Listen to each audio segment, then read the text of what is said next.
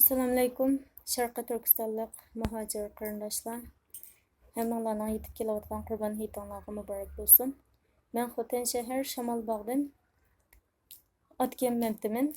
Men yo'ldoshim to'g'riliq guvohlik bermoqchi. Mening yo'ldoshim Abduqahhor Mamtimin 2017-yili 4-oyning 9-kuni Xitoy tajovuzchilari tomonidan tutqun qilingan. Shu vaqtda 35 yoshda edi. Tutqun qilinish sababi bo'lsa shu men va 3 farzandimning Misrda tug'ilganligimiz bo'ldi. Ya'ni 2017-yili 2-oylarda yo'ldoshimningki eng kichik inisi Abdurasul Mamtimin 22 yosh.